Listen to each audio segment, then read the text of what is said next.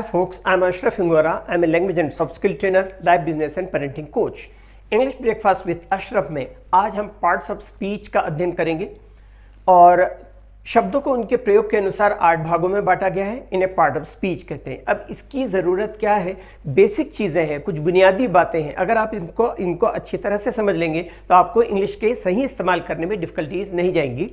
ये part of speech है। Noun मतलब संज्ञा, एडजेक्टिव मतलब विशेषण, एडवर्ब मतलब क्रिया विशेषण, कंजंक्शन मतलब संयोजक, प्रोनाउन मतलब सर्वनाम, वर्ब क्रिया, प्रीपोजिशन संबंध बोधक अव्यय एंड इंटरजेक्शन विस्मय बोधक अव्यय।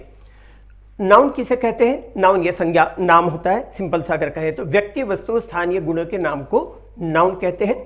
जैसे व्यक्ति पर्सन में बोले विजय, बॉय नाउन हो गया। वस्तु में थिंग्स में कहें टेबल नाउन है।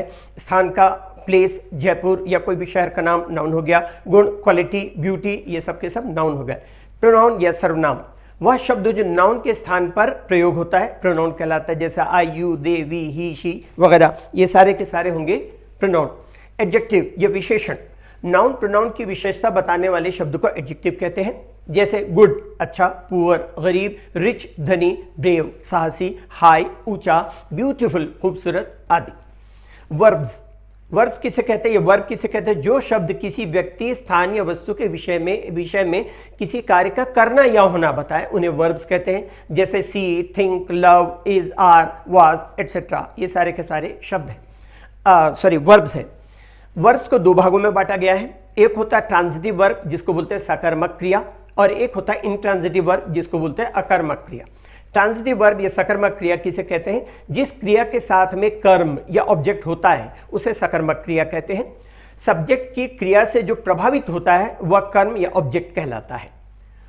जैसे एग्जांपल से समझेंगे, the teacher canned his student, शिक्षक ने अपने विद्यार्थियों को छड़ी से पीटा।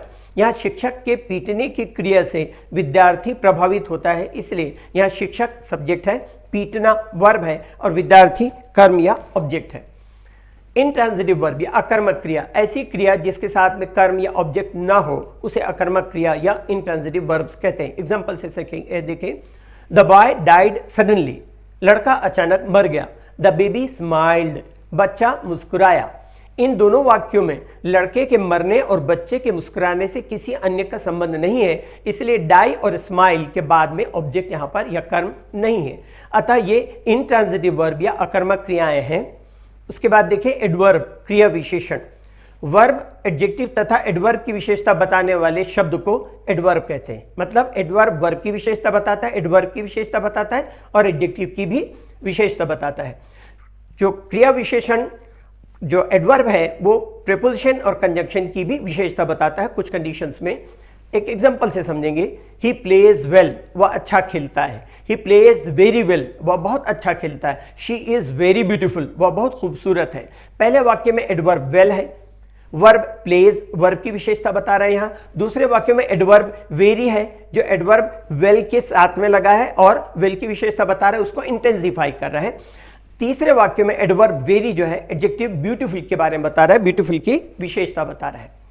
नेक्स्ट है प्रीपोजिशन, छठवां, संबंध सूचक अव्यय, संबंध बोधक अव्यय। जो भी कहे वह शब्द जो नाउन प्रोनाउन या जीरण, जीरण जो होता है वो वर्ब प्लस आईएनजी होता है, एक्चुअली वो वर्बल नाउन होता है।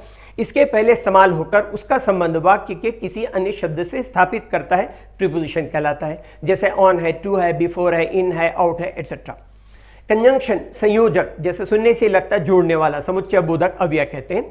यह शब्द ऐसा शब्द है 2 शब्दों को जो जोड़ता है, कंजंक्शन कहलाता है। 2 क्लॉजेस को भी जोड़ता है और 2 फ्रेजेस को भी जोड़ता है। एंड है, सो है, बट है, हु है, सिंस है, बिकॉज, ये सारे के सारे कंजंक्शंस हैं। इंटरजेक्शन विस्मय बोधक अव्यय, इंटरजेक्शन से सुख, दुख, आश्चर्य, उल्लास आदि का भाव व्यक्त होता है। जैसे हुर्रा, आह, अलास, ब्रेवो, ओह आदि। पार्ट ऑफ स्पीच को पहचाने कैसे? सबसे पहले वर्ब की पहचान करें। पार्ट ऑफ स्पीच में सबसे पहले वर्ब की तलाश करते हैं। जैसे एग्जांपल से देखिए, विजय किल्ड अ स्नेक एक एग्जांपल है। दूसरा example, Vijay played cricket. Vijay killed a snake का मतलब होता है विजय ने सांप को मारा। दूसरा, विजय प्लेड क्रिकेट मतलब विजय क्रिकेट खेला। किसी कार्य का करना या होना वर्ब या क्रिया कहलाता है। अतः यहां किल्ड तथा प्लेड वर्ब है क्योंकि कार्य का करना या होना व्यक्त कर रहे हैं। सब्जेक्ट या कर्ता वाक्य का वह भाग जिसमें कार्य करने वाले व्यक्ति या वस्तु के बारे में कुछ कहा जाए, यह सब्जेक्ट या उद्देश्य कहलाता है। वर्ब की पहचान होने के बाद उसके पहले हु या किसने या कौन लगाने से वर्ब के सब्जेक्ट की पहचान हो जाती। निर्जीव सब्जेक्ट के होने पर व्हाट लगाते हैं और वर्ब के सब्जेक्ट की पहचान हो जाती इस तरह से। पहले बताए गए वाक्य में किल्ड तथा प्लेड के पहले हु लगाने से विजय के बारे में पता चलता है, अतः विजय एक सब्जेक्ट है। ऑब्जेक्ट या कर्म वर्ब के बाद हुम या व्हाट किसे या किसको या क्या लगाने से वर्ब का ऑब्जेक्ट ज्ञात हो जाता है। इन वाक्यों को में जो आपने देखा अभी, किल्ड के बाद में हुम लगाने से, प्लेड के बाद में व्हाट लगाने से ऑब्जेक्ट क्रमशः, किल्ड के बाद में क्या लगाया हमने, हुम लगाया तो जवाब मिला ए स्नेक, यह ऑब्जेक्ट है, तथा प्लेड के पहले हमने व्हाट लगाया तो उसके बाद में जो क्रिकेट लगा, क्रिकेट जो है वो ऑब्जेक्ट है। वाक्य में सब्जेक्ट तथा ऑब्जेक्ट नाउन भी हो सकते हैं, प्रोनाउन भी हो सकते हैं। ये नाउन के स्थान पर इस्तेमाल किए जाने वाले शब्द हो सकते हैं। एडवर्ब या क्रिया विशेषण वर्ब के बाद प्रश्न व्हेन, वेयर, व्हाई, हाउ, कब, कहां, क्यों, कैसे लगाकर एडवर्ब ज्ञात किए जा सकते हैं। एग्जांपल से देखें, विजय केम यस्टरडे, विजय कल आया। व्हेन सवाल पूछेंगे तो आंसर मिलेगा यस्टरडे, कब सवाल पूछेंगे तो उत्तर मिलेगा कल। ही फॉट ब्रेवली, वह वीरता से लड़ा। हाउ आंसर मिला ब्रेवली, वीरता से, ठीक। तीसरा, रवि केम हियर, रवि यहां आया। वेयर क्वेश्चन पूछेंगे आंसर मिलेगा हियर, कहां, उत्तर मिला यहां। कभी कभी किसी एडजेक्टिव या दूसरे एडवर्ब की विशेषता बताने के लिए भी उसके पहले एडवर्ब का इस्तेमाल किया जाता है। इसे पहचानने के लिए हाउ मच, कितना का इस्तेमाल किया जाता है। जैसे these girls are very intelligent, ये लड़कियां बहुत होशियार हैं। हाउ मच आंसर मिला वेरी, कितना, उत्तर मिला बहुत।